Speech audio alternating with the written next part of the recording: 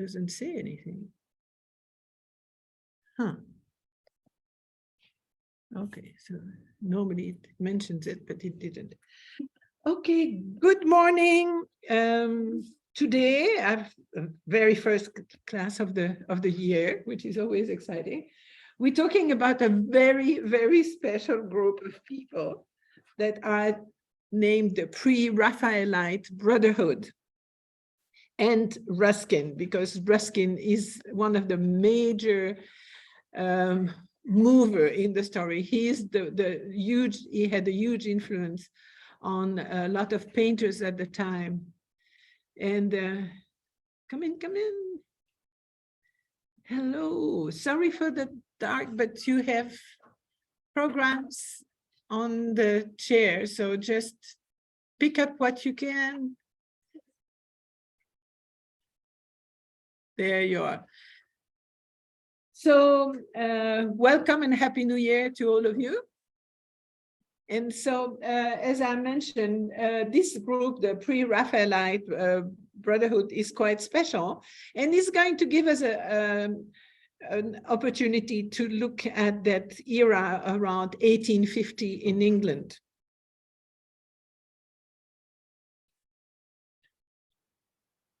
Oh, sorry, I didn't get it. There we are. Edit. So the Victorian era, we have, of course, as you know, a very long reign of Queen Victoria from 1837 to 1901, which typically is normally proof of stability, though it's going to be marred by different social problems as well as different wars. So we go, but in that early part of the 19th century, we move really from rationalism of the Georgian period towards a much more romantic and mystic era. We have, historically speaking, the Pax Britannica that runs from 1815 to 1914, almost a 100-year period of relative peace in Europe. The British Empire becomes a global hegemonic power. As we know, they expand towards India and many other places. The Royal Navy controls most of the key maritime trade routes and enjoyed unchallenged sea power, replacing the older Dutch and Portuguese powers. There's also the suppression of piracy and blocking, they decide to stop the slave trade. However, there are a few land wars. We can't avoid it. This is human nature, unfortunately. We have the Crimean War with the Franco-Austrian War, the Austro-Prussian War, and Franco-Prussian War. So they change alliances, as you can see. We also have the First and Second Opium Wars that were fought between China and the United Kingdom, and was actually triggered by the Chinese government campaign for the first one to enforce its prohibition against opium trafficking by British merchants. So there we have China revolting against the idea that the British merchants are trafficking opium on their territory. So as far as demography, the population of England and Wales almost doubled from 16.8 million in 1851 to 30.5 million in 1901. So it's quite a huge increase if you think about it. The population of Scotland rose from 2.8 million in 51 to 4.4 million in 1901. However, Ireland's population, to the contrary, decreased dramatically from 8.2 million in 1841 to less than 4.5 million in 1901, mostly due to the Great Famine. Between 1837 and 1901, about 15 million immigrants departed the UK permanently to search for a better life in the United States, Canada, South Africa, New Zealand, Australia, and elsewhere. So that's a very large emigration. So, Anne, yes, there was a big increase in the population of England, but also 15 million people left. Yeah. So, okay. So it's a huge increase but I don't know if it includes people that left. Oh, okay. Because between this, they're looking at births. And so I would believe that's what happened. But of course, the US and Australia become more attractive because of the industrialization. Here is a map that shows you in the pinkish orange the empire of Great Britain during the around 1886.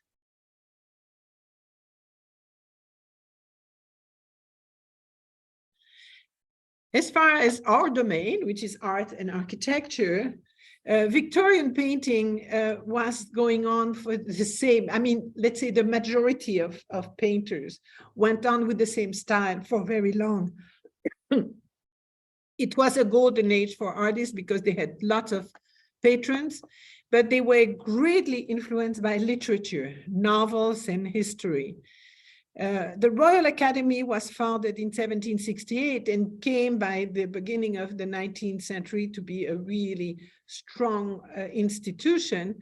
It was a self-governing entity ruled by 40 elected academicians, first in Somerset House on the Strand, and then shared space with the National Gallery, and finally ended up in the Burlington House on Piccadilly. Women were not admitted until 1860. The first women were RA, which means they were not elected academicians, but they were admitted as accessories, if you want. And the Royal Academy Summer Exhibition has been staged annually without interruption from 1769 to the present day.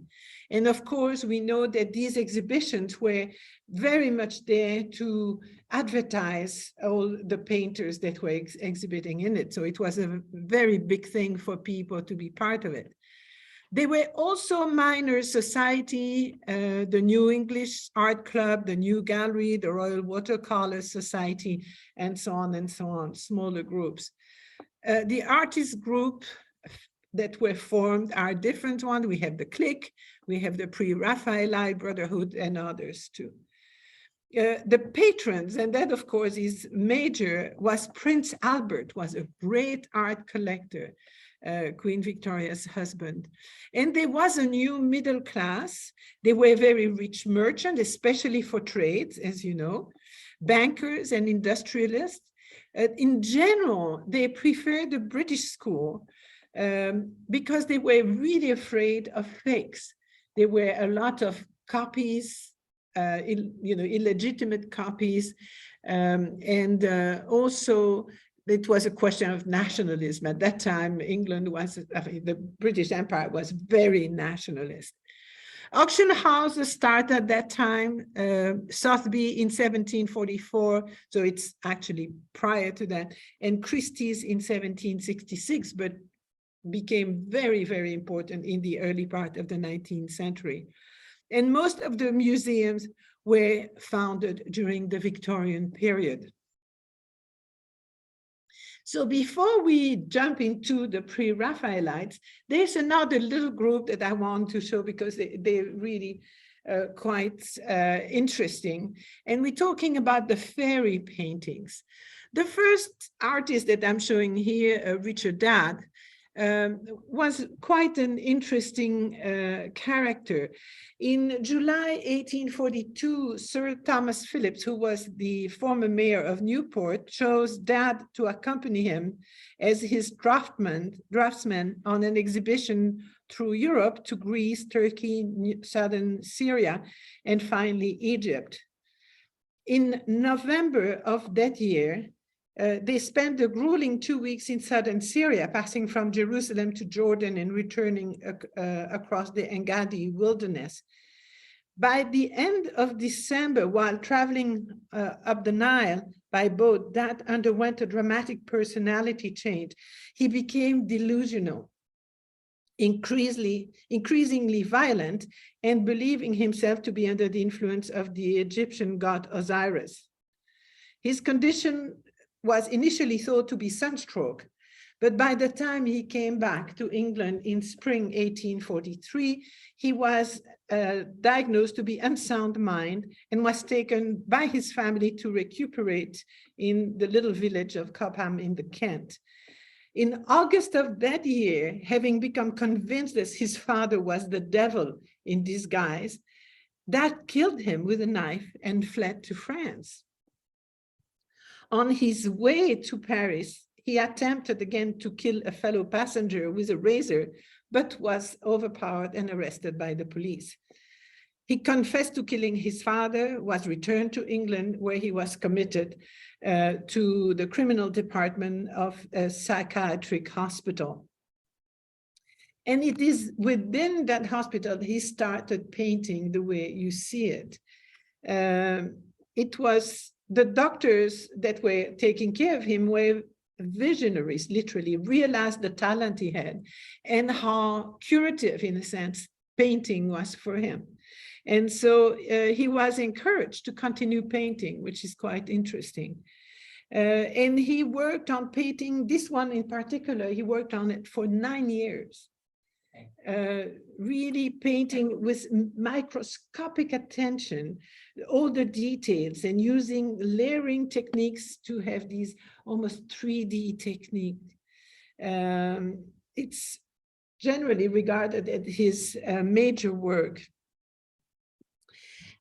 He is also, to give context to his work, he wrote a long poem by the name of Elimination of a Picture and his subject called The Feller's Master Stroke, in which each of the character appearing in the picture is given a name and purpose, including myriad references of the Old English folklore and Shakespeare, in that bizarre attempt to show that the painting's unique composition was not merely a product of random or wild inspiration. And so if you look at it really closely, you will see a whole series of figures that come from different writings. So the main focus of the painting is Ferry Feller himself, who raises his axe. You see him here, raises his axe to, in his right hand, to strike a blow on it's kind of an acorn that is on the floor. Across from him, there is a white-bearded patriarch who is holding his hand above until to give him the signal when he can finally strike. Splitting, it's a nut with one stroke. The magician-like figure that is there wears a triple crown, which means he's a reference to the Pope. Dad saw the Pope during a visit to Rome in 1843 and was apparently overcome by an urge to attack him. There was a very anti-Catholic sentiment at that time also in England, we have to realize. So they're all kind of interpretation of that painting, because that was not quite clear. You know, it was so complicated. His scheme was so complicated. So the group of figure was intended to represent the childhood fortune-telling game, soldier, sailor, tinker, tailor, plowboy, apothecary, and thief. So otherwise, what we see around are little gnats and centaurs, and driving Queen Mabs in her old carriage to a large dragonfly that is above there, playing a trumpet. And you have Shakespearean figures, and even apparently Dad's father is represented into that figure there. So the image of his father pursued him.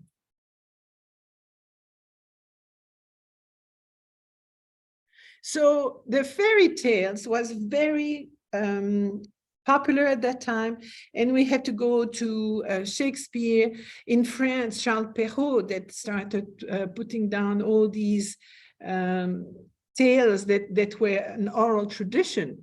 And he started putting down, he's the one that actually really immortalized Cinderella and Sleeping Beauty, that were then changed by a little bit by the Grimm brothers and Hans Christian Andersen. The Grimm brothers concentrated on the German tradition. Another painter who was that one saint of mine was John Anster Fitzgerald. He was nicknamed Fairy Fitzgerald for his main genre that was showing all kind of, again, fairies, and you have another series that has to do with Cock Robin. So you have the paintings are rather dark often and contain images of ghouls, demons, and also reference to drug use. His work has been compared to works by Hieronymus Bosch and Peter Bruegel. But these works are, by the way, very rarely based on literature. They just are the proof also that he was very familiar to drugs. Laudanum was used widely at that time, mostly to help sleep, but they hadn't realized how addictive these were. So this is just a little glimpse at a genre, a particular genre that I thought was interesting. As usual, here is the timeline where you have the two important painters that are just Constable died in 1837 and Turner, by the way, in 1851, not 1751, in 1851. So are almost contemporary. They run to the early part of the 19th century. The main figure of Ruskin, we'll talk about him in a minute. And then these are the major figures of that brotherhood, with the second generation considered as the Burne-Jones, William Morris, and Mary Spartali.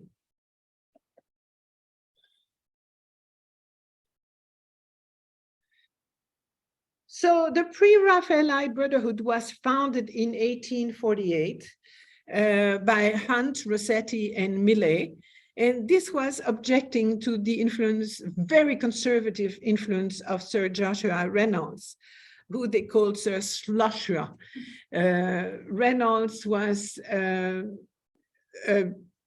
let's say, a rest of what happened in the 17th century, but was also the head of the academy and had frozen the academy in a certain period of time. Everything was relating to Raphael. Raphael was considered the god of painting. He was perfect in his coloring, in his composition, in his design. And that group was looking at a very different philosophy, in a sense. And so they really revolted against Joshua Reynolds and his theories. This was also an escape from the growing industrial revolution that had changed the way things were made. Things were now made by mechanical means. This was chain works. And so you didn't have the individual object made by a craftsman or an artist. And they wanted to go back at that manual, at that human scale, if you want, of life. So they returned to early Italian and Flemish paintings prior to Raphael. They really go back to the Middle Age and to the early Renaissance with abundant details, lots of symbolism for many, intense colors and complex composition. They followed the concept of history painting, which was always at the top. This was the best thing they could achieve, was a history paintings, because it contained many figures. It was typically proving some noble values, and was considered, once you had made your history paintings, you were consecrated as a real painter and artist. They also show one of the list of the immortals like Christ, Homer, King Alfred, and so on. It's a blend of romantic idealism, scientific rationalism for some stuff, and morality. The morality is the big word. Imitation of nature, but a certain way, and they paint in pure colors over wet white ground. They are, and that's really the point, greatly influenced by the writings of John Ruskin, and who was a celebrated English critic, but also by Tennyson, the works of Tennyson and other writers of the time. And can you explain the painting in pure colors over wet white ground? So they had, they would prepare the canvas, yeah, or the paper, because many of them are going to paint on paper. yeah. And so they would have a white ground and they would paint on it before it dries. So the white would mix in with the color. They would, yeah, they wanted to have that brilliance of the white coming through. And they are considered the forerunners of French and, by the way, English symbolism, and German. That's a wide school. So we're talking about John Ruskin, who lived between 1819 and 1900, major figure for the arts in England. Mostly for England, it's going to be also have an influence on other countries, but it's very, it has that particular British profile. He was born in London to a rich merchant in spirits. He was educated at home and then in King's College. Incredibly, if you talk about a hovering mother, that was his mother. His mother, I don't think she left him more than a step away from her for a long part of his life. He received an honorary MA diploma from Oxford in 1843 because he was sick for a time and he had been asked to join and he couldn't. And so, but he was so much more learned than the teacher there that they finally gave him that honorary MA diploma. He traveled between 1840 and 41 to Italy and Switzerland with his parents. And during the time, that period of time, so by 1843 and 60, he wrote a 5-volume work that is major, that's called Modern Painters. And that work was heavily influenced by what he saw, but also by his whole bringing up by his mother in particular. She was an evangelist, and every morning he had to read multiple pages of the Bible. And so he was very much entranced by religion and by the whole concept, but definitely raised against Catholicism. It was very much the Church of England with that appeal of the evangelist. So we'll see how that is going to influence his first works, like Modern Painters. The first volume in these Modern Painters insists on the truth in art. It is not material, but moral. He wants, for example, a true perception of a landscape that is not an interpretation via the standards of artistic convention of the picturesque, like he had seen in Italian and Dutch master of 17th and 18th century. The ideal for Ruskin was that is the work of Turner. He's a very star supporter of Turner. He considered him being the only one capable of painting a mountain or a stone. Though he defended Turner, he did not yet criticize the painter of his time. In the second volume, after his trip to Venice and the reading on the way of Alexis Rio work de la poésie chrétienne dans son principe, dans sa et dans sa forme, dans sa matière et dans sa forme. So it's about Christian poetry in her principle, in its material side and in his form. He draw from that the fact that the true perception of nature is a mystical experience of beauty and therefore of God. So as you can see, very much tinted by religion. He also considered the concept of theoretical faculty, from Greek theoria, contemplation and observation, that this theoretical faculty acts as the moment of perception between the eye and the mind, allowing an instinctual and more apprehension of beauty. He also opposes a conscious and rational apprehension. So he doesn't want the brain to be the working motor, if you want. It's the heart and the soul. He also divides beauty in two main types: vital beauty and typical beauty. The vital beauty is based on the theology of nature. It is the divine will expressed in his creation of all its forms, the world and its inhabitants, including men. Whereas the typical beauty is inscribed in evangelical theology, felt by men when he reacts to great types, which are the expression of the divine immanence in nature, infinite purity, unity, symmetry. So these types are present both in nature and in art, and for him, that are not only abstraction. They are not only abstraction. So we also have a theory of the imagination which allows creation.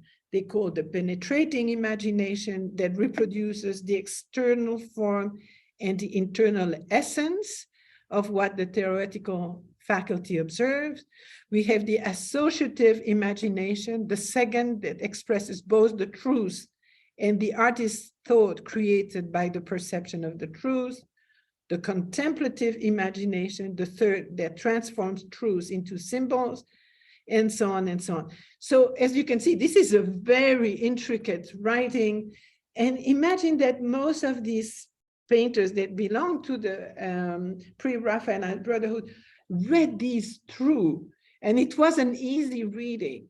If you look at the total writing by Ruskin, it makes about that wide. It's a whole series of books. As I mentioned on the work, he married, that's quite an event too. In 1848, he married Effie Gray, but at the night of their first night together, once he discovered what her body was made of, he got completely frozen and disgusted and never consumed the marriage. His idea of women were based on classical statues. And so when he discovered the reality of a woman's body, he was really put off and was not able to consume the marriage. I mean, he claimed that he would have been able physically, but that he didn't like it. The marriage was dissolved about a few months later because she asked for an annulment. And he really was, I mean, he was not happy about the reputation he got through that. But it has a very difficult sexuality if you look at it. It has been extremely scrutinized, as you can imagine, by historians, because he's quite a known figure. And apparently his ideal was girls from 10 to 16 before they became women. And so to have a pure body that was not an object of sexuality. So some people have treated him as pedophile, but some people say, no, it was really the kind of ideal that he had in his head, and he could never reassemble that with the reality of life. So he never consumed the wedding, the marriage. They dissolved, they annulled the marriage, and then she went on and married another painter that we'll see later on. Then he went on with his writing in 1949. He wrote the 7 Lamps of Architecture, where he attacks the restorer and the revolution that he considers a revolutionist. He didn't like the idea that they were restoring buildings. They should have remained the way they were and be that kind of frozen example in time. He also wanted this aesthetic movement to become secularized and Protestantized. So again, that's the influence of his mother. He wanted to protect architecture from evil influence of Roman Catholicism. And so that was actually a work that seems to be the introduction to his next work, which are the Stones of Venice that he wrote in 1853, which takes another path, if you want, and really makes him being considered part of the arts and crafts movement. So he is trying to link art, nature, morality, and the human being. What is also known, so he meets the pre-Raphaelites in 1851 that he really likes, and he's forming them to really what his ideas of art. By 1860, his mother's health is starting to weaken, and suddenly he's liberated from that very strong influence that he had, and he's going to move away from religion. By that time, he was extremely interested in geology, and his research in geology made him understand that creationism was not possible. And so that he started distancing himself from his mother and her ideas, and became much more open to not only artists, but influences like the Catholic religion. He's going to go back to Christianity towards the end of his life, by the way. In 1877, there is the big moment of the libel suit by Whistler about the famous painting, the Nocturne in Black and Gold, where Ruskin criticized it openly in the publication, and Whistler came back to him and said, "You're causing me harm." And that went on for about a year. And finally, Whistler was ruined by that, bankrupted, and Ruskin barely had any effect from the thing. Cutting his life really short, he died in 1900 in his residence of Brentwood, Coniston. He is himself quite a lovely artist. He had two works that he did. He did watercolors. But of course, he's mostly known for the incredible influence he had on that period. And I would really encourage you, go on to Wikipedia and look at John Ruskin and look much more in detail at his life and read books about him, of course. But he's quite a strange figure, but very interesting in that analysis of everything that he approaches.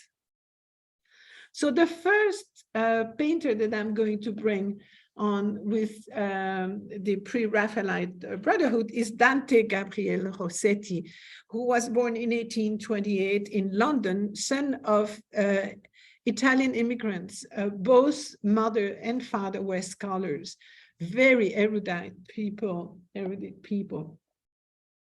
which made him very quickly a poet, illustrator, painter, and translator. He knew more than 6 languages. He found that going to Oxford and being unhappy with what was happening in art, he founded a pre-Raphaelite Brotherhood with William Hunt and Millet. In 1850, this is a very complicated life too. Being of Italian origin, his mother was Catholic, his father was of the Church of England, and they were raised in the Church of England work, but with always in the back of their head, Catholicism. And so we're going to see how they're trying to infuse the Church of England with a little more of the rights of the Catholics. He meets Elizabeth Siddal. These are a series of models that he's going to meet that are going to play a very important role in his life.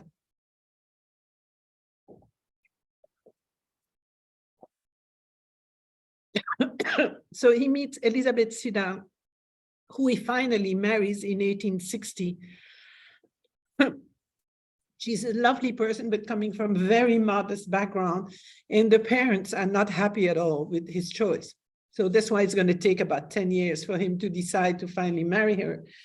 Unfortunately, as we'll see, she's of really bad health, and also takes laudanum and so on, which was very fashionable then.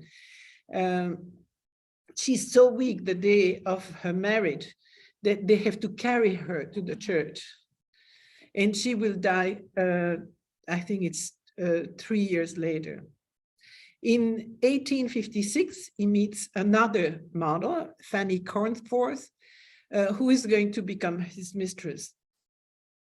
In 1861, he becomes a founding partner in the decorative art firm Morris, Marshall, Faulkner and Company, with Morris and other of the Brotherhood and other people too. He was, as I mentioned, a poet and was writing poems from very early on, but particularly in 1870, he starts writing even more, and these are for his deceased wife.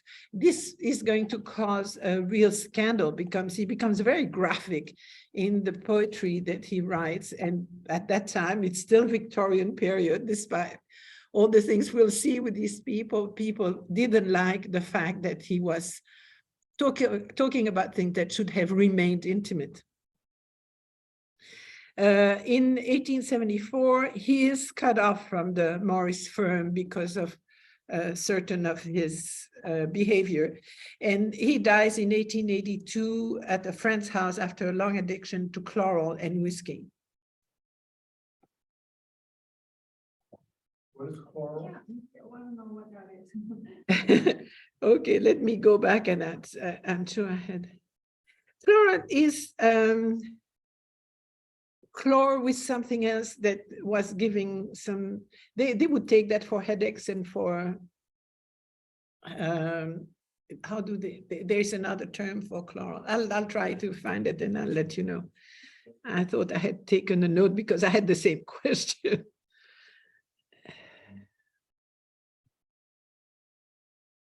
Yeah, I don't know. So one of his early works that are this notable is this works that shows Ecce Ancilla Domini, exclamation point. Normally, that's really important because that was the original title. That's the exclamation point is often forgotten. And this is, of course, part of the Annunciation process where Gabriel comes and asks for Mary, and Mary responds, he is the servant of God. Here I am as the servant of God. Now, as you can see, he departs quite a bit from the traditional representation of Mary, who is normally shown sitting or kneeling and reading the scriptures, which is a little anticipated at that time, but that's the way she's shown. Here she's on the bed with that white gown, which would show that she has just been wedded.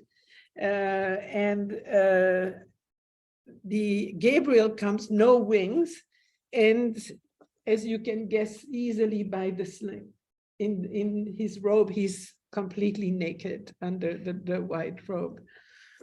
So this was not received very well.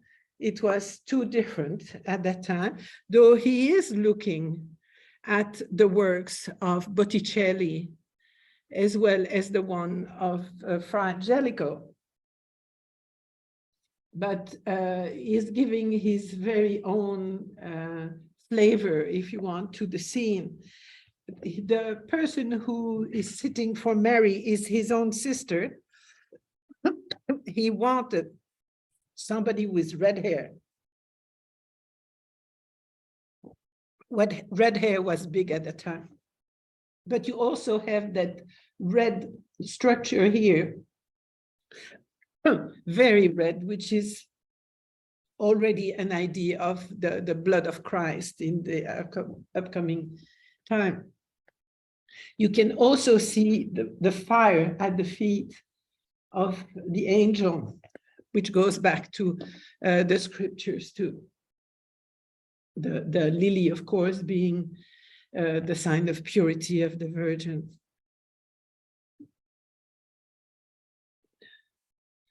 The blue is symbolic of heaven, of course, always associated with Mary.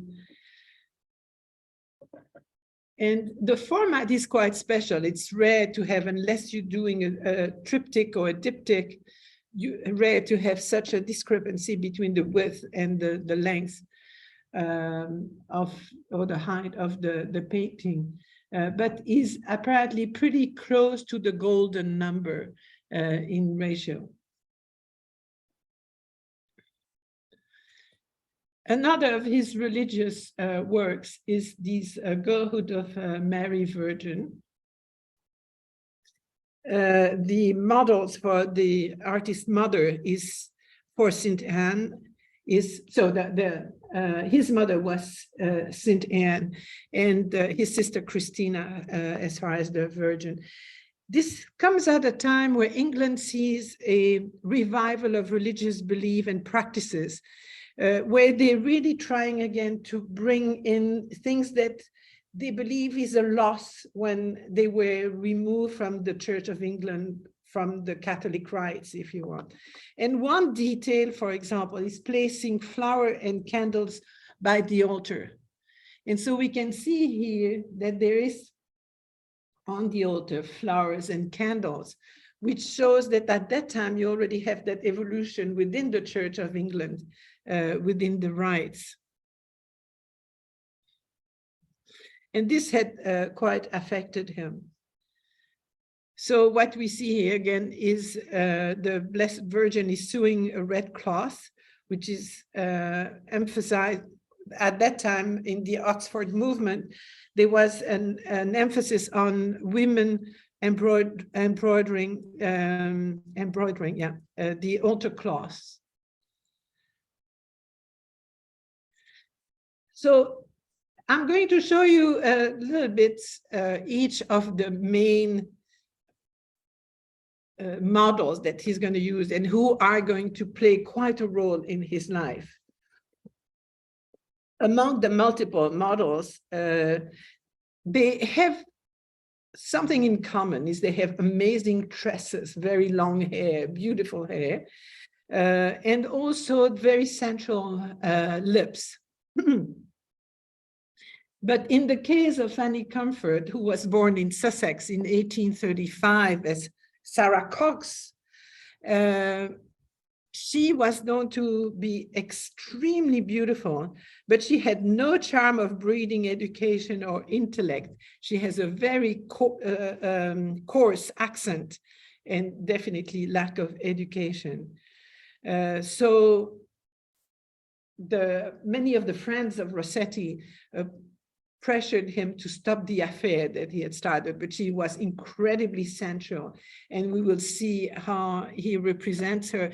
She's really going to be the first one who's going to be that new standard of feminine beauty, especially for the hair, and you can appreciate her lips that are very sensuous. What is an interesting point is along their affair that lasted quite a long time, because Sidal, with whom he was married at the time, was so sick that she was like a little wilting flower, if you want, on the side. They both gained weight, and so they had nicknames for one another. His pet name for her was "My Dear Elephant," and she called him Rhino. And so that was the way that they would correspond between them. When his health started declining, the family had to become involved, and so she had to leave the house. That's around 1877. So he paid for a house nearby, and she kept on coming. She actually married mechanic early on, when shortly after meeting Rossetti, she met him in 58 and became his model and mistress. But in 60, she married the mechanic Timothy Hughes and took at the time the name of Fanny Comfort, which was the name of her stepfather, for whatever reason at that time completely changed. Between 62 and 77, she moved into the widowed Rossetti home as his housekeeper. That was a front, of course. But by 1879, married John Schott, and he died before her too. She remained until Rossetti died, she kept coming and taking care of him. But by 1909, she suffered from dementia and died of bronchitis on top of her dementia. So interesting life, but here she is as the subject of some paintings. One of his early known work beside the Annunciation is called Found. Found that was put together with a series of small-scale drawings and watercolors. He had addressed the topic of prostitution as early as 1847 in some of his letters. He was, as we know, quite a writer. And so he published a poem also titled Found, that is a companion for the painting. And here you have it. There is a budding morrow in midnight and so on. So sang over Keats, or English nightingale. And here, as lamp across the bridge turned pale, in London's smokeless resurrection light, dark breaks to dawn, but and so on and so on. And the story is of a peasant who comes from the countryside with his calf that is going to go on the market. And suddenly he sees that woman who is kind of hiding from him. And in fact, she is his ex-girlfriend, who is now a prostitute. And he's trying to take her away to get her out of that terrible ordeal. So he actually, Rossetti used Cornford, as you can see by the drawing, the study for the head of her. And this is a picture of her. And she mentioned the fact that when she came in, he asked her to put her head against the wall, and then he drew her head, as you can see. Very interesting face, and as we say, very central. She becomes really that she epitomizes sexuality, if you want.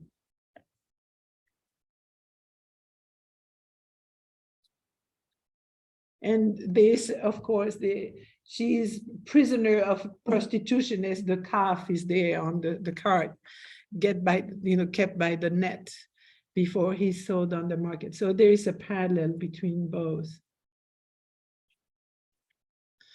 In Bocca Bocciata, we see here the first of the pictures of a single female figure, and that established the style that's going to become really the signature of many of these paintings. She is definitely the principal inspiration for Sancho's figure. The title comes from Boccaccio's Decameron. Bocca bocciata no perde ventura, anzi rinnova come fa la luna. So the mouth that has been kissed does not lose its savor. Indeed, it renews itself just as the moon does. And it has to do with a figure of the tale of Alaciel, who was a beautiful Saracen princess who, and I'm citing, despite having had sex on perhaps 10,000 occasions with 8 separate lovers in the space of 4 years, successfully presents herself to the king of the Algarve as his virgin bride.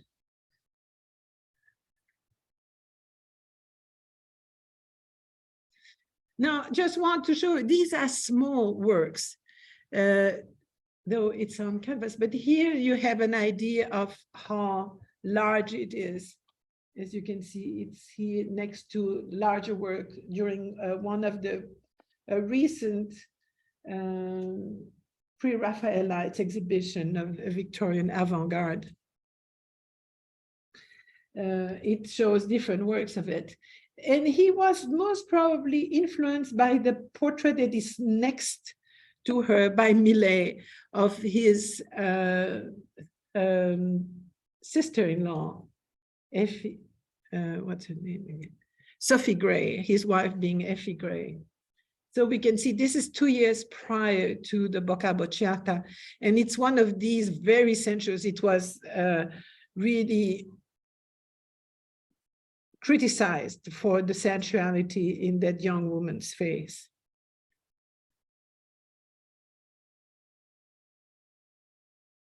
He also is influenced, of course, by the work Morte d'Arthur by Thomas Mallory. So he considered that as the greatest book in the world and drew inspiration from a number of his design.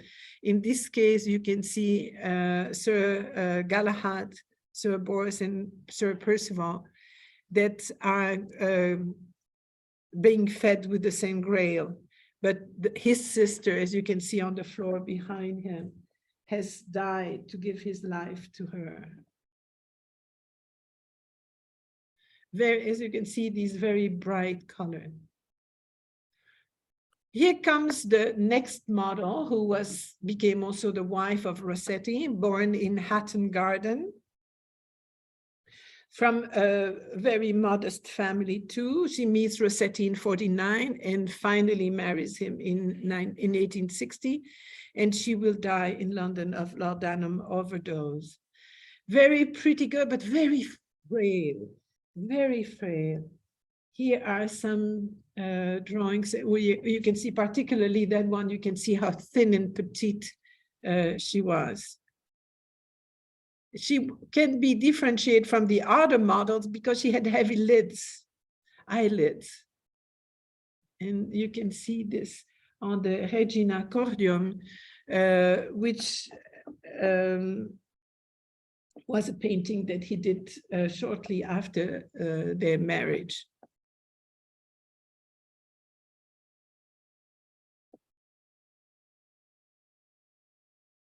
But again, we see there the emphasis on the amazing hair and the very sensuous lips and the very pale complexion.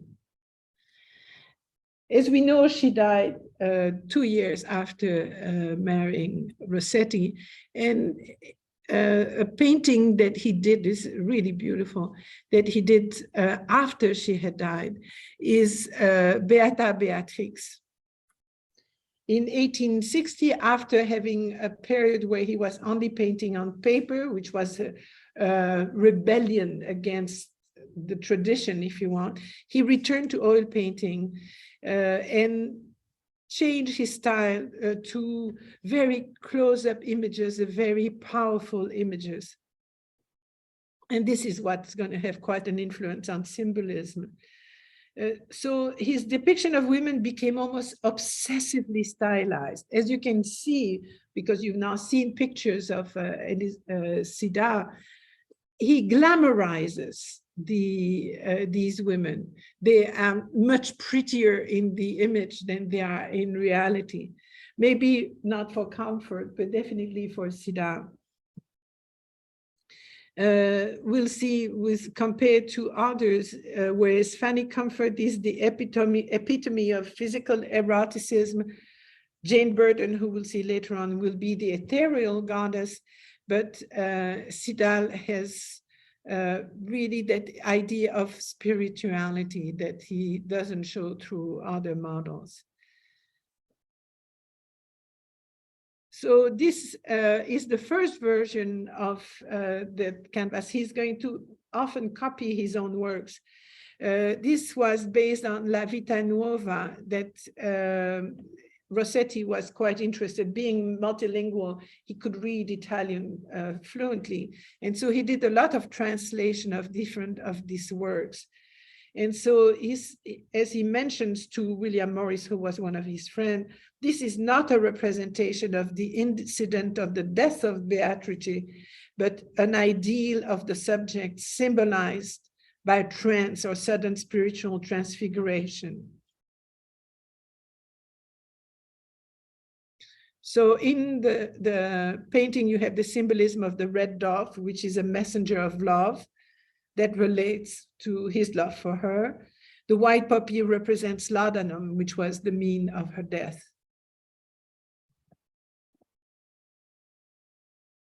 And here's the second version that he did for another patron, William Graham, who was one of his favorite patrons.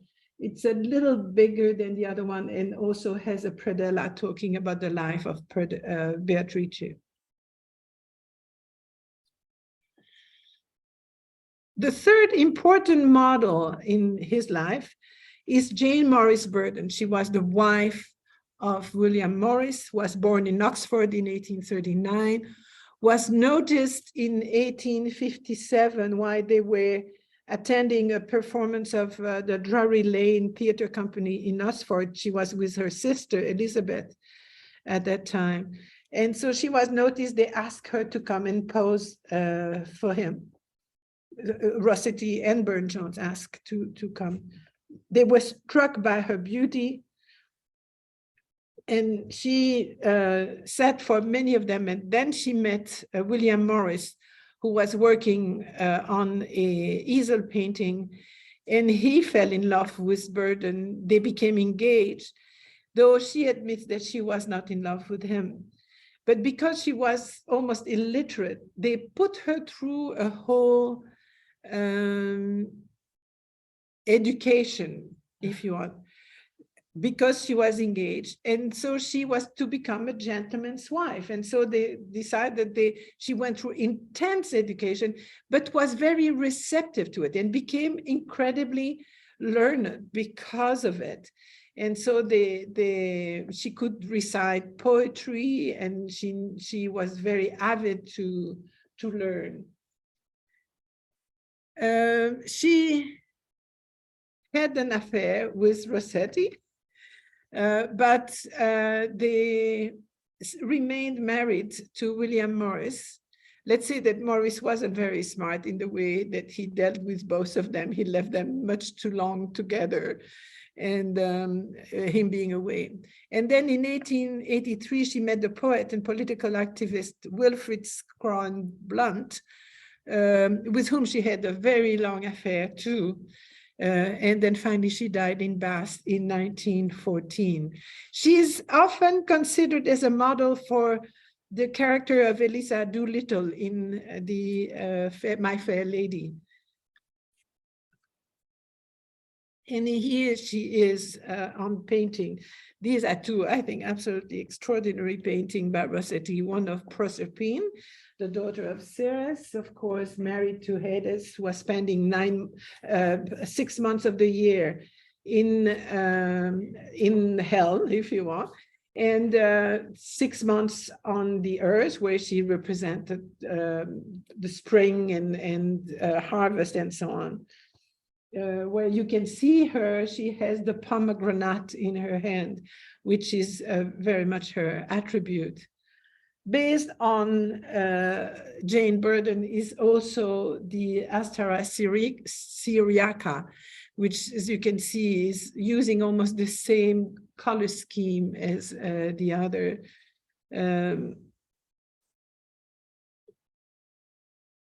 And a very, very sensuous also painting. These two were quite appreciated. There are 8 versions of the first one here that he painted because it was so successful. Versions by his own hand, so not copied by another artist. And the Astarte Syriaca was the source for another painting that was asked by Leland, who was another of his great patrons, that asked him, when he saw this painting, to make a triptych.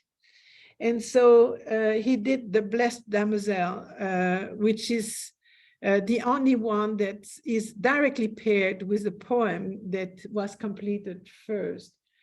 Here you see the poem, and I'm going to let you read it if you want. Otherwise, you can look at it again on the on my PowerPoint. They considered, his friends considered this as being one of his most famous poem, and then he made the painting of the Blessed Damozel and put it as a central piece of a triptych. I don't know if you want to read the text totally now, but otherwise we go on. And they put on either side, you had these two paintings, and that was part of the decoration of Leland's wall. That Leland was a very big supporter of Rossetti, had at least 8 of his paintings in his house. He was a rich merchant. And so you can see Proserpine, and then this one that is rooted in the Astarte painting, Mnemosyne. And see it again here, you can see on the wall in Leland's interior, how it was set as a triptych, and the other paintings. This is his drawing room that were just where all the Rossetti's paintings were hanging. Leland called them stunners. And I would agree with him. I must say they must be distractive for people that were sitting in that room. Now, the last, I think she's the last model that is going to have an importance in his life is Alexa Wilding, and she's going to be the one he's going to paint the most. She was born in Surrey in 1947, moved to London and worked as a dressmaker. She was seen by Rossetti while walking one evening along the Strand, and he immediately asked her to pose for him, but he was so particular about her that he paid her to be her model so that the others couldn't take her from him, because there was obviously a rivalry between these many painters for their models. And she died very young at the age of 37 of peritonitis. She had, at age 34, 2 young children that we don't know who the father is. No comment. But Rossetti took care of her and was paying for her. She was in a house that belonged to her by that time.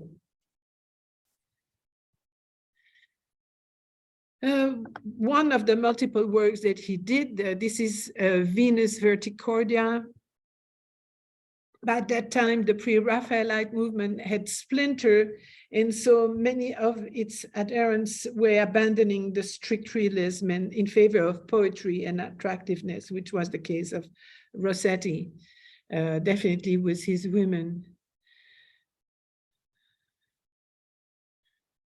So for Rossetti at that time, love became his main subject. With Venus Verticordia, it refers to a prayer to Venus that turns the hearts of Roman women away from debauchery and lust and back towards modesty and virtue. This had to do with the Vestal Virgins, who were not supposed to have any intercourse with anyone and who did have it. And so many of them were killed because of it. And so this was that poem that was trying to bring them on the proper road.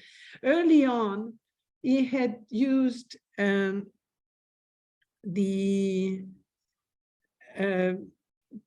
unknown woman's face to make Venus Verticordia, and then he changed his mind and painted Alexa, used Alexa's face for it. John Ruskin hated that painting because it was far too showy. It was showing woman, really the sexual woman. And for him, who was shying away from that kind of things, he really didn't like, and that really broke their friendship.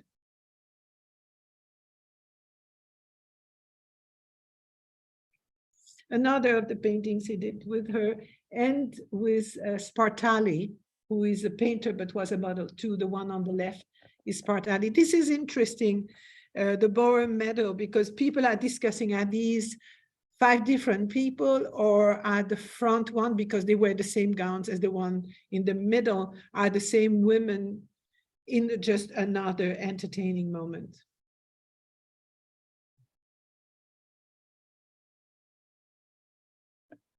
And then the Roman widow, also using Alexa Wilding as a model, shows a Roman sitting in a sepulchre by her late husband's cinerary urn, around which he's wound her bridal girdle. Pink roses, the flower of Venus, symbol of love, and so on.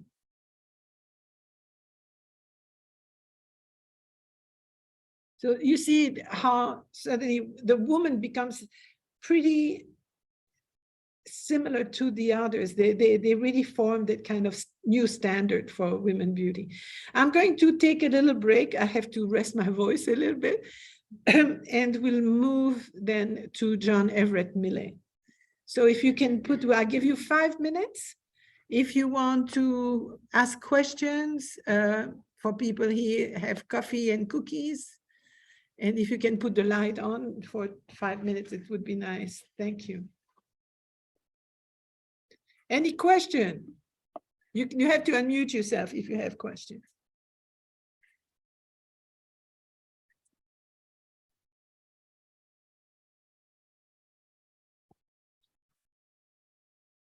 So what's your reaction to these new beauties? They're very sensuous, aren't they? I like the red hair. Yeah, I know it's Don't see red hair. because you have because Very there rare. was the stigma on red hair for a long time, and suddenly you have here that love for the red hair, which I think it's just incredibly rich in color.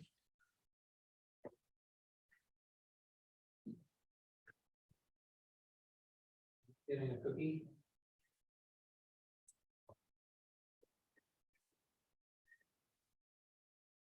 When I haven't talked for a month, my voice takes a toll. That's the last class we had before this. Early December. Really? Early December, I think it was the 2nd. Oh my gosh, it was so fantastic. The 2nd of December, I think. Oh, I mean, that's what we are. yeah, she usually does. So you see how different these are compared to what was done at the time. It's completely, It would be nice to afford all these affairs. gosh, you will see, I have at the end, I'm gonna do that. I couldn't, Must have been very May- successful. yeah, he was successful. Or it wasn't as expensive to house. No. Yeah, but as they were pretty from modest origin, they were used as a housekeeper at the same Right, time. and any improvement in lifestyle would be appreciated. Yeah. right? Except for Jane Burden, who really became that very knowledgeable woman. But I was so lost at the end of the, when I had done all this, I made a graphic that you will see where I have all the names and the connections between the women and the guys. Yes, yes, absolutely. Yeah, that's what you spoke about. And I'd love to do that. Two economists that did artwork out. Maybe it's one she said they will do some. I never seen Burns. Oh, okay. There's I got it cleaned out and it asked me to come and, is it some sort of meeting or something where they explain what's going about it? And Yes. this portrait is so romantic. Oh, I know. It's incredibly romantic. Yeah. You have the flowers, you have the flow of the drapery of her dress, the red hair that is so flashy. It becomes, that's why it's going to have quite an influence on Art Nouveau and on symbolism before that. Yeah. But what you've seen too is how small these portraits are. For the exception of the central piece in the triptych, very often these paintings are rather small. I don't, yeah. Okay. It is interesting how small they are. You really have to get in there. But that's why I Because showed, He must use very small. yeah, and many of his works, and we'll see definitely with the Burne-Jones were on paper. And the first time I was made familiar with these, I was at an auction. And there is that small painting about that big that went for $80,000. And I'm talking, So per square inch, that's quite, no, but I'm talking in And, you know, and had a lot of good comments. 87 or something like this, which, so. and I was looking at it, I said, wow, you know, what a price for such a small, I didn't know the pre-Raphaelites at the time. Yeah. And so after that, I went into it and I started learning. And so now, Now you're saying you. some of wish them you would- fetch millions. You wish you would have picked it up. No, it's, I mean, nowadays that I know them better, but not 80,000 I couldn't afford. There was a lot. listen, there was a Jerome that went under my nose at 60,000 and that one I regret not having bought. But that was a beautiful, larger representation. Just the color of this dress. Oh, it's amazing. Like, But I love the Proserpine. But I don't think he was. No, she was adventurous that she was, I didn't know this part. I just. I love that one. Yeah. She's just, first of all, it's one of my favorite color, but I think it has, it's beautiful. It's just incredible. Right, she has very strong. Yeah. Features. Yeah. You know, I wouldn't say, almost, I don't know about masculine, but it's very, you know. you don't see that just- But for, this is not Fanny, but Fanny Cornford was apparently quite a statured woman. She was a big and strong woman. Okay, people, we have to start sitting down and starting again because we have more material.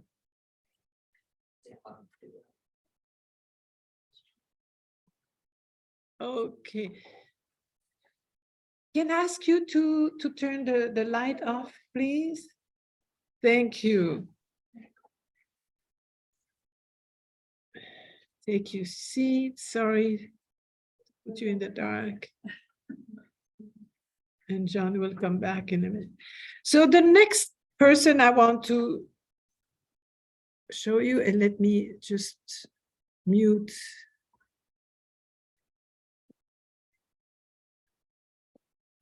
Okay, is John Everett Millay, who was born at Portman Place in Southampton in 1829. As you've seen, they're all pretty much contemporary to a couple of years difference. He lived in Dinan, Brittany, northern France in 1834, and then went on, the family moved to even to Antwerp in Belgium.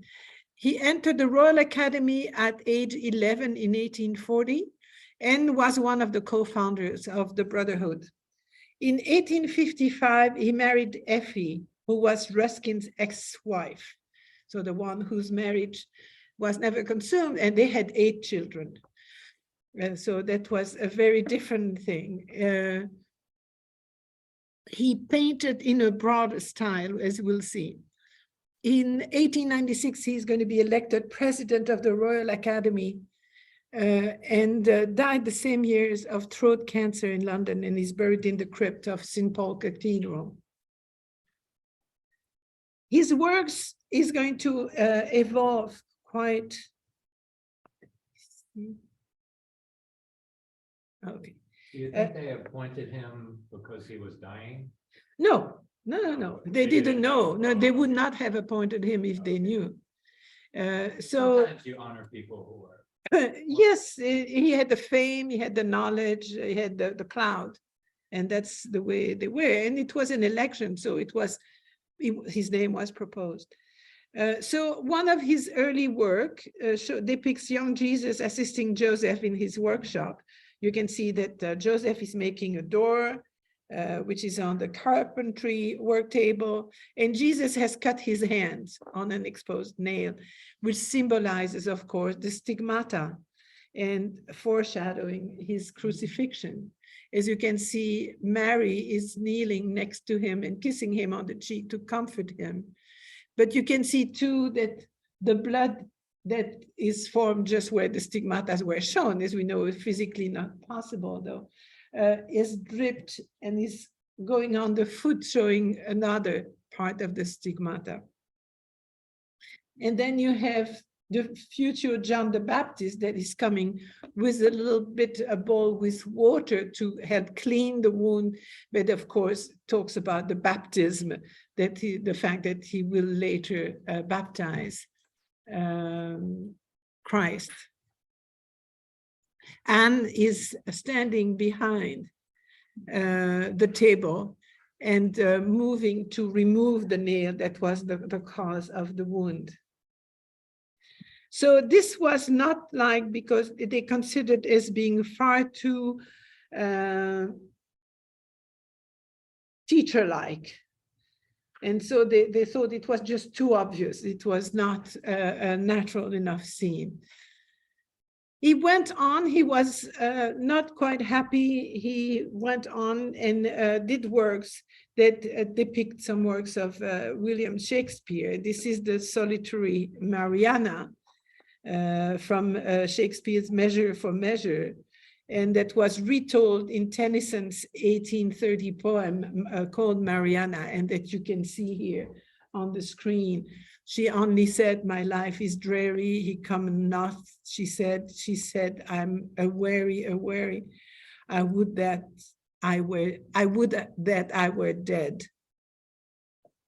And this is a woman that was about to be married, but she was rejected by her fiancé Angelo when her dowry was lost in the shipwreck that also killed her brother. She retreated to a solitary existence in a moated house. And then 5 years later, Angelo was tricked into consummating their betrothal. Tennyson retold the story there. And so this is what the subject is about. So this follows a lot of the allegorical image used by the pre-Raphaelites very often in their paintings. The coloring is incredible, and Millet was known for having a very rich palette of color. She's just standing from a stool in front of a window with a beautiful stained glass. And again, this was probably painted wet on wet on a second ground with graphite underdrawing. Used Prussian blue and ultramarine. And of course, the Ophelia. This is probably familiar to all of you.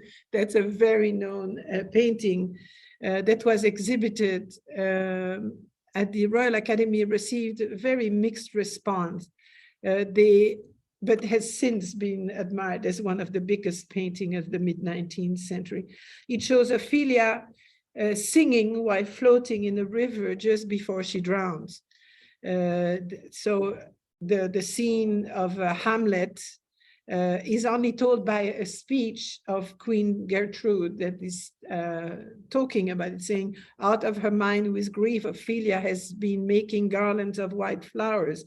She climbs into a willow tree overhanging a brook to dangle some from its branches, and a bough breaks beneath her. She lies in the water singing songs as if unaware of her danger. Her close trapping air have allowed her to temporarily stay afloat, and mermaid-like a while they bore her up. But eventually her garments heavy with their drink pulled the poor wretch from her melodious lay down to muddy death." So this is what it represents. Now, the really interesting thing is that Millet wanted to really be realistic. So he went along a brook, and we know exactly where it was. It's along the banks of the Hogmill River in Surrey, and was working to get very close to William Holman Hunt, who we'll see later on. and working on, who was working on something else. And so he describes all the flowers that were along there. And there's a whole story where he trespassed on a field and he was hunted by the farmer and so on. So incredible story. But as you can see, all the flowers and even the little animals are absolutely beautifully described. Now, what is really interesting is how did the model pose? This was Elizabeth Siddal, the poor, very sickly woman. They put her in a tub that was heated up down below by some torches. But Millet became so concentrated on what he was doing, he didn't see that the torches had gone off. And the water became colder and colder, and Siddal never said a word. And she was floating in that water, and when they finally realized she came out, she got pneumonia. Oh. And her father was so angry that he charged Millet to pay for the doctors for all the charge that he had to pay because his daughter was sick. To tell you, it's so incredible that she would not say, listen, I can't take it anymore. She was floating for hours in that cold tub. Can you imagine the story? And with that charming face, you know, and looking up. I can't see that painting without laughing because of Wearing a dress. yeah, exactly. What you see there is what he was painting. Another of his known paintings is The Order of Release. It tells the story of a Bonnie Prince Charlie that was defeated by the English at Culloden in 1746, and many of his supporters were imprisoned. And so what you see here is the release of one of these Jacobite rebels from prison. And so the wife, who is, as you can see, stone-faced, is giving that little note showing that he can be released while he is so relieved that he is released. But the interpretation is that she probably was raped by the guy before she got the authorization to liberate her husband. And so that's why it shows her face. The person who is there is Jane Burden, models the woman, but her hair had been darkened for the painting. And this is a painting by Millet of John Ruskin. This is quite interesting. He's in front of a waterfall in Glenfinlas in Scotland. They both, Millet and Ruskin, spent the summer in 53 together over there. And he was, as I mentioned, Ruskin was very interested in rock formation and so on. And so he spent a lot of time there. But when Millet had taken all the sketches and so on, did the paint, Ruskin was in the same room when he painted, and Millet found very difficult to be in the same room as Ruskin when he was completing the work, and called that the most hateful task I ever had to perform, is to finish that painting. As soon as it was finished, Ruskin hid the painting because he didn't want his own father to see it, because he thought that his father might destroy it.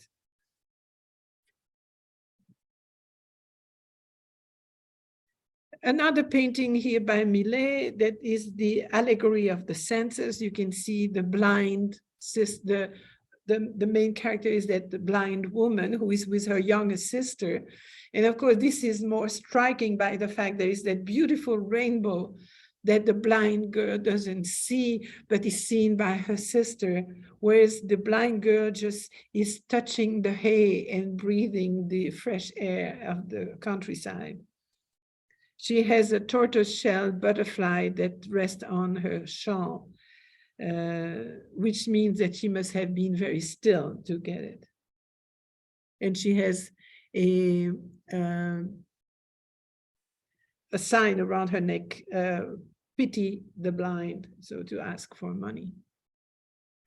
And then he was asked also later to paint here the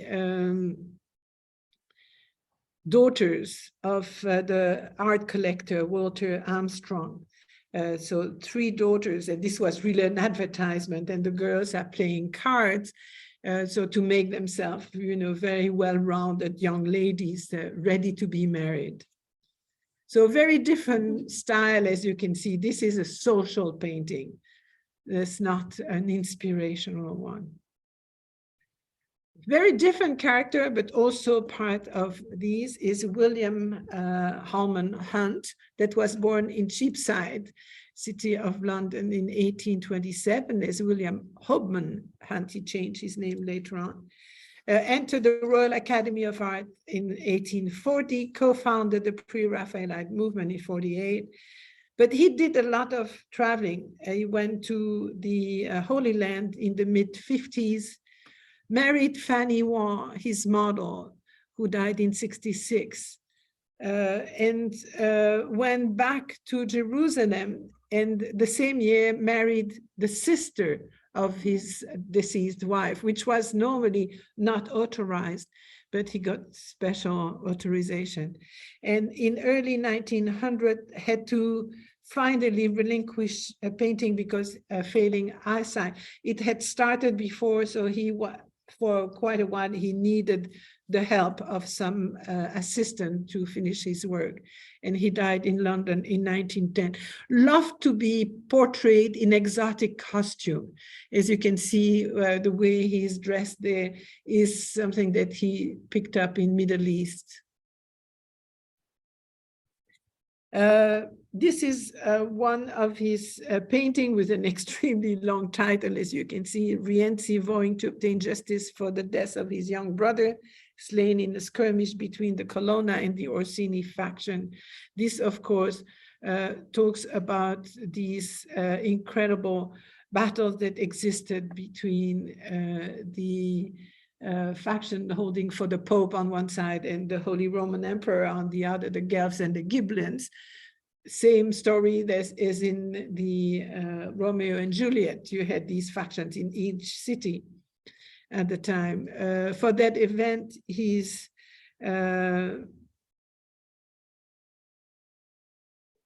inspired by Petrarch.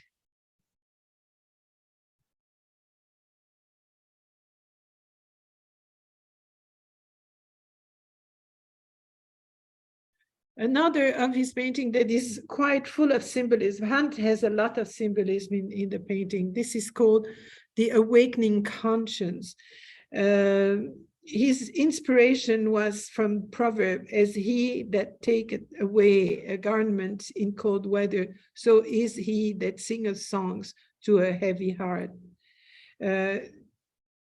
Because again, he wanted to be very thorough, he hired a room in a maison de convenance, which means it was a house where people would just go on for their affairs. And so to have the proper setting, what he thought was the proper setting for that thing, where you see a gentleman that has installed his mistress, and you know that because of her absence of a wedding ring in the house for their meetings, as they play and sing to Thomas More's Oft in the Stilly Night, she had a sudden spiritual revelation.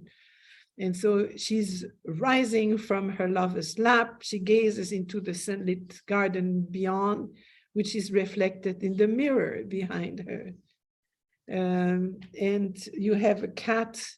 So you have the woman who has lost her innocence, but has the redemption in front of her. So you have the cat toying with a broken winged bird on the left below under the table that symbolizes the woman's plight. You have a man discarded glove, warns that the likely fate of a cast-off mistress was prostitution. A tangled skein of yarn on the floor symbolizes the web in which the girl is entrapped, and so on and so on. So very much a return to all the symbolisms you find, for example, in primitive Flemish primitives. A very important work is this one of the Light of the World. comes from the Revelation. Behold, I stand at the door and knock.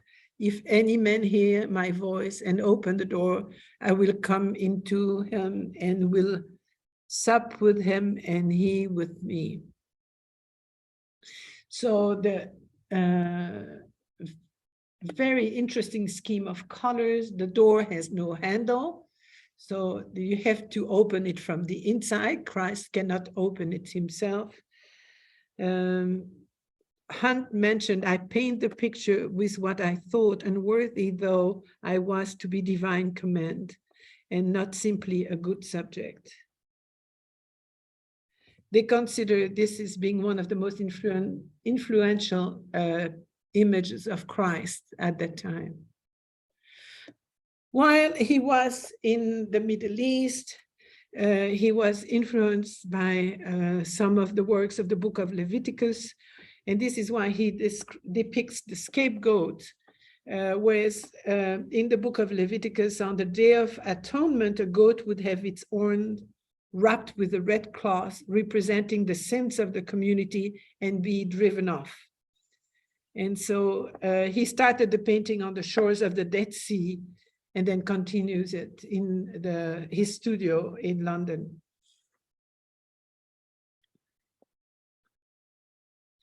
So what is interesting is, so he believed that Judaic views of the scapegoat were consistent with the Christian conception of the Messiah as a suffering figure, which he misreads completely, actually. So he wrote to Millet, I'm sanguine that the scapegoat may be a means of leading any reflecting Jew to see a reference to the Messiah as he was, and not as they understood the temporal king. Again, you see his detail. You can see every single hair of that scapegoat. Is that a skeleton in the background? Probably because it's on the Dead Sea. Yeah, the oka, yes.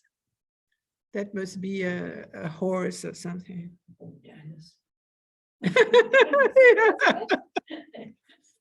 So here is Fanny Holman Hunt. That was a sorrowful period for the artist. William had married Fanny in '66, and 8 months later, the same year, they decided to move to Palestine that he wanted to visit. However, they were held in Marseille due to an outbreak of malaria, and as they waited, Fanny gave birth to a boy, and that died 2 months later because of cholera. And he had not finished her portrait when she died. And so this was memorabilia, if you want, for him. It's a beautiful portrait, I think. Incredible, again, palette of colors.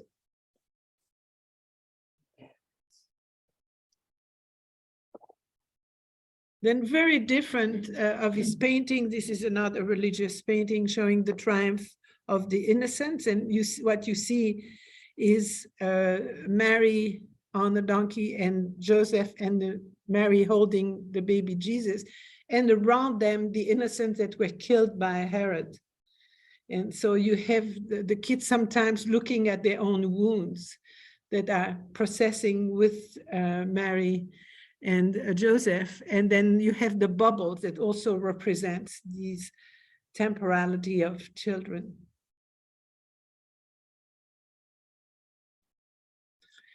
The Lady of Shalott, based on the poem by Lord Tennyson. She's confined to a tower on an island near Camelot, cursed not to leave the tower or look out of its windows.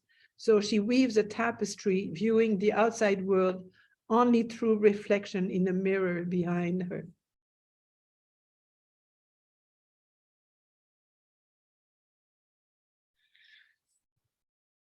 Slightly different is Ford Madox Brown, born in 1821 in Calais, France. In 35, his family moved to Bruges in Belgium and then to Ghent and Antwerp, married Elizabeth Bromley, and moved to Montmartre, where they had 2 children, moved back to England in 44.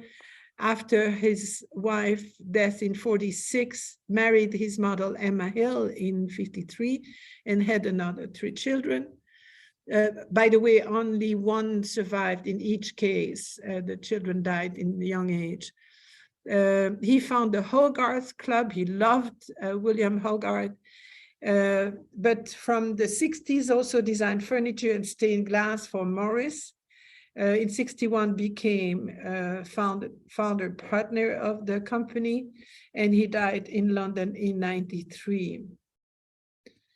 So here are some of his work, Jacob and Joseph's coat, where you can see the brothers bringing the coat that is stained by the blood of Joseph, and the poor father believes that his favorite and younger son is dead.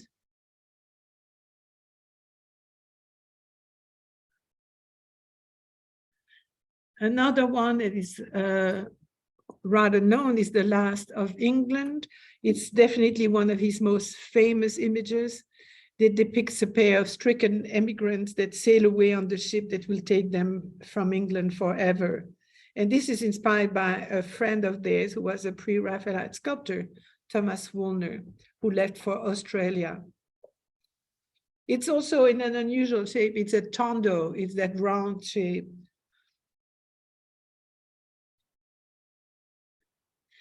This one is also quite interesting. It's showing the work and shows a variety of skilled workers there in Hampstead, actually, where it's really showing the social experience in a single image.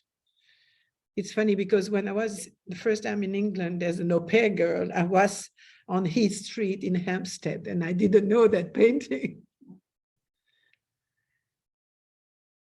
And then we have, at that time, and really almost for the first time, we have a group of people there that admit women.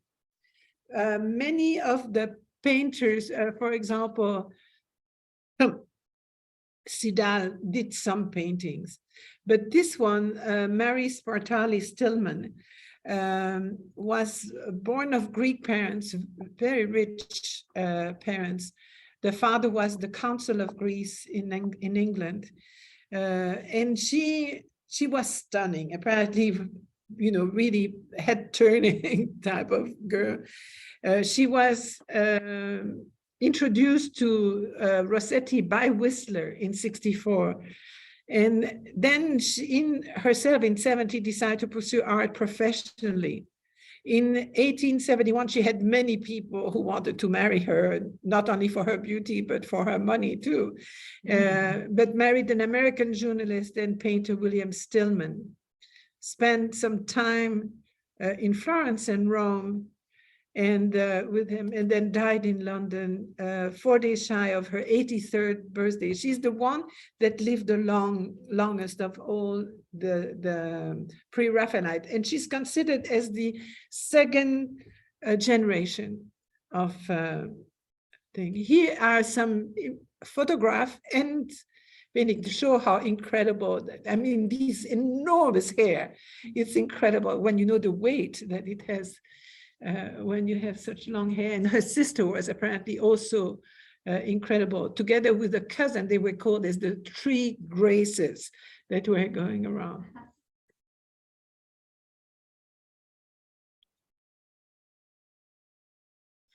So here I'm going to go a little faster because we're running out of time. And here is a painting by her of Mariana. Beautiful watercolor on paper.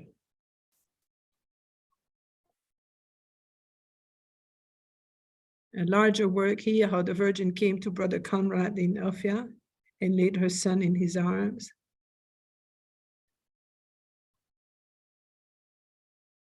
Who's the figure on the left? On the left, that's another brother.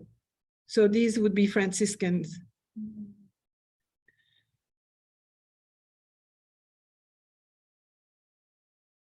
Love's messenger, I think, needs no explanation. You have the dove.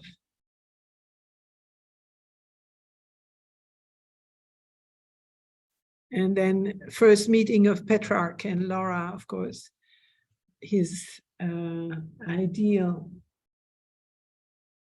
showing the great poet meeting his ideal of the woman. And this leads us to another second generation. It's Edward Burne-Jones, and the painting that I had seen, by the way, was by him. Shows a lot of influence of Rossetti, but then developed his own style in the 70s. Was born Edward Cooley Burne-Jones without the hyphen. And that will change, he will change that later on. Studied at the Birmingham School of Arts. Studied theology at Exeter College in Oxford, where he met William Morris and then founded the Brotherhood Society. Was influenced by the works of Ruskin and Tennyson, and definitely the Morte d'Arthur. Took a trip to Italy in '59, married Georgiana, called Georgie MacDonald, who was also an artist, and he had 3 children with her. In 1860, in '64 was elected an associate of the Society of Painter in Watercolors. In '66 met Maria Zambacco, with whom he had a torrid affair. He had to stop the affair because his wife became aware of it, and Maria wanted him to leave his wife, and as he decided not to, she tried to commit suicide. In '77, turned to oil painting, became an elected associate of the Royal Academy in '85, was made a baronet in '94, and died in London in '98. Desperate because all his friends had died. The only one that survived was Maria Spartali. His work, this is, I think, a wonderful painting of Sidonia von Borke. She was a Pomeranian noblewoman who was tried and executed for witchcraft in the city of Stettin, which is now Szczecin, I don't know in Polish, I don't know Polish. So she's considered as the femme fatale, as she entered the English literature as Sidonia the sorceress. And so there was an English translation of her work, and so that's how she became known. I love that dress. It is just so Did so they rich. ruin the dress during the execution? I don't know. What was the method of execution, do we know? Probably witchcraft would be burning. Yeah. That would So, ruin the dress. One more model, as you can see, women had a great importance in that in their life. This is Maria Zambacco. She was born in '43 in London as Maria Terpsichea Cassavetti. She inherited her father's fortune in '58, dedicated herself to art, studied at the Slade School and under Rodin in Paris, which is quite interesting. Married Dr. Zambacco, I should say, in 1860, met Burne-Jones and had a passionate affair, as I mentioned, and attempted suicide, and died in Paris in 1914. So she is becoming his model, and a very sensuous one. And what happens here is that we see more the body than we have seen in previous paintings. As you can see in here, for example, the beginning of Merlin is Merlin falls incredibly in love with her, but the way she is they wetted her dress so that it's really marking the drapes as well as her forms. So it's extremely sensuous, just the way you can see the body under that very thin material. So we come, as he said, now it's moving far more to aestheticism rather than a moral or allegorical purpose. So this is part of the Arthurian legend about the infatuation of Merlin with the Lady of the Lake, Nimue. And this was commissioned from Burne-Jones by the famous Leland, who was so much in love with Rossetti. He used her too for that painting, and that was a series of painting on Phyllis and Demophon, where actually he used her in both figures. This was very quickly found out, and there was a big scandal. So he had to remove the painting from the exhibition. He didn't want to destroy it, and so he decided to remove it. He did multiple series, and I'm going to show you quickly. This is Pygmalion and the Image, talking about Pygmalion and Galatea. Of course, the sculptor who wants to do the ideal sculpture, but for that is unfortunately forgetting his duties towards the goddess. So he's going to regret. So you have the heart desires, the first one, the painting where the perfect woman is revealed, and playing God, he has created woman and now stands back to admire her, holding the cold chisel against his face, as though scared to touch his creation again. In the spite of his scorning of Aphrodite, he had created Galatea in a classical Venusian stance. So the second one is the goddess fires, the scene set while Pygmalion is at the temple of Aphrodite praying for forgiveness for the years he has shunned her and begging for a wife as perfect as his marble woman. And then you have Pygmalion, the soul attains. That's the last one, past one in a minute. So Pygmalion returns home and he finds that his statue has come to life and humbles himself at her feet. So a very different color scheme. Here is a larger version of the third one, where you see the goddess meeting the Galatea. Very classical in a sense, and but very different for others. Very transparent type of colors. But he definitely is looking at works, for example, Fra Angelico. So when you see that scheme of colors, you really go back to the Italian primitives. That painting showing an angel playing flageolet was a model for a stained glass window that he did later on. And he kept that painting all his life in his studio. Another series is The Legend of Briar Rose. It's a series of painting he did with the subject of Sleeping Beauty, but he makes 4 paintings that are all simultaneous in time, but showing different context. And so this is the Rose Bower, which is the last of the 4s, where you see Sleeping Beauty and the rest of her company sleeping next to her. Also accompanied by some poem. And then here you see in the room where they were hung, how you can see all the different paintings are surrounding the room.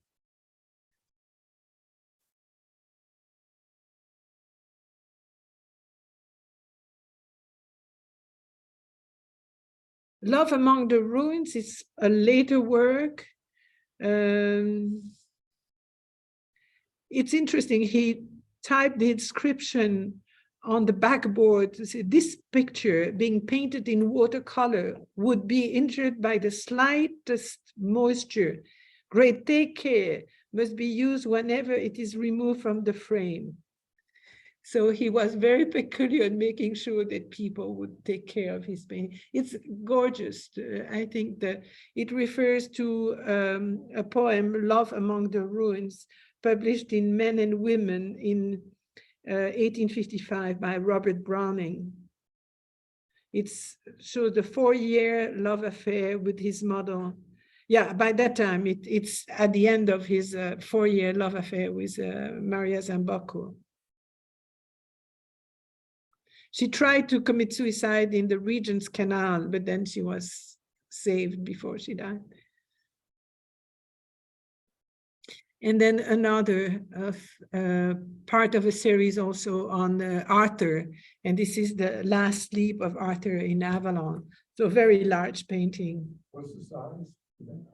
Good point. I don't have it here, but it must be, I would say probably over 2 meters in length by 75 or so.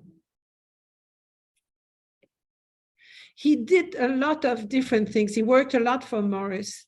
He did illustrations for books. Here you see a page of the Rubaiyat, the translation by Fitzgerald of the Rubaiyat. He did decorative art. This is a carton for a tapestry, showing the arming and departure of the knights. He did only the figures, all the decor was made by somebody else. Did a lot of stained glass. And they're really beautiful. There are some in the States, by the way, many in Boston. And there's, let's see, in Birmingham, there are many, trying to find the one in Boston. There are 2 churches in Boston that have some of his things. And then the last figure, but I'm not going to show much because he did mostly arts and crafts, and I'm going to try to get a program just for him, was William Morris, that was born in Essex in 1834, joined the Birmingham set in 52 to 56. While studying classics at Oxford University, met the pre-Raphaelites, Edward Burne-Jones and Rossetti, and the architect Philip Webb, who's going to play quite a role in his life. Married Jane Burden, we talked about her, who became very erudite in 59, and lived in a succession of houses, many of them being built by the architect Webb and designed by him too. He founded the Decorative Arts Company, and I'm sorry, I forgot to put the end, but it was a very busy person, did all kinds of things. His company rejuvenated the art made by craftsmen, and this was quite important. Here is the first house in which he moved with his new wife, called the Red House. That was a medieval-looking house, but was quite interesting. And in many of his houses, he asked his friend pre-Raphaelite to paint frescoes. And the only painting that we have made by him showing his wife, his then wife, is La Belle Isolde. Pretty Isolde, the queen has had, as always, a little brachet with her that Sir Tristram gave her the first time that ever she came into Cornwall, etc. And after that, he was too busy doing other things. And he did a lot of design, leaf design for wallpaper and all kind of other things. Now, when I saw that group of people, as you've seen, women played quite a role in it. And to make sense, I made a graph, a kind of a graphic of all these names. And I said, okay, you might be interested. So this is, now you can follow. In blue is the sentimental link, in orange, just the model.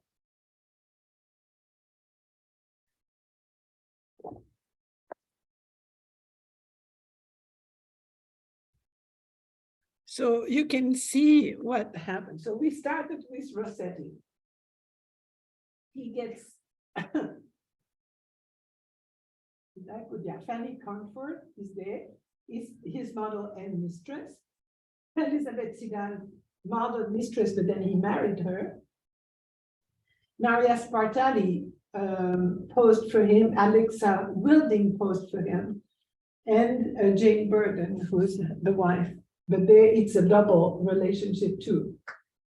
So Maria Spartali is also going to pose for Burne-Jones, who marries Georgiana, who becomes in love with William Morris.